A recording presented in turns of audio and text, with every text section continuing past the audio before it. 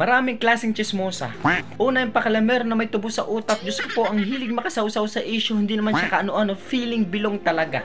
Wala mang naiambag yan eh. Ang naiambag niyan, laway na mabaho pa ang hininga. Bato-bato sa langit, ang matamay wag magalit. Doon kayo sa nag-request, magalit wag sa akin. Remember, ang mga chismosa, walang kaibigan yan, walang secret yan. Remember, chismosa pa rin yan.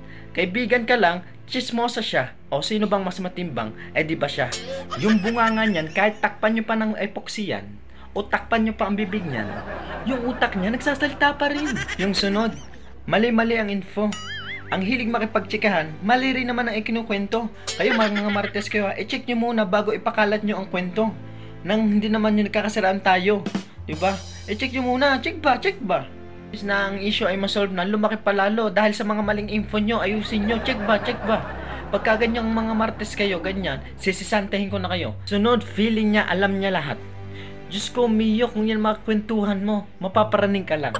Yung tipong hindi pa nabubuntis, sa kanya buntis na kaagad. Alam mo na kasi ang magiging kinabukasan ng batang yun hindi makatapos ng pag-aaral yan. Yan, di ba? Ang lakas ng signal ng utak. Ang lakas ng radal. Di ba? Siguro malaki ang pinaload niya. Grabe kung man-judge yan. Pag nakita kanyang umaangat agad sa buhay, sasabihin niyan, may illegal kang ginagawa. Kita niyo ba ang mindset, di ba? Ang pangit, di ba? Masyadong nakapokus sa future mo. Alam niya lahat. Sunod yung marites na updated. Yung tipong kalalabas lang yung issue sa kanya noon pa. Tapos may tatawag, Mare, alam mo bagang ganito. Huwag kang mag-alala, alam ko na yan. Noon pa, diba?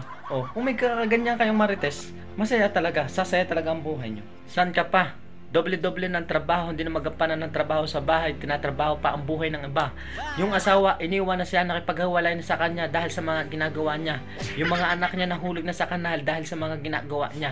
Tandaan nyo, ang mga chismosa pa rin yan, magpakailanman.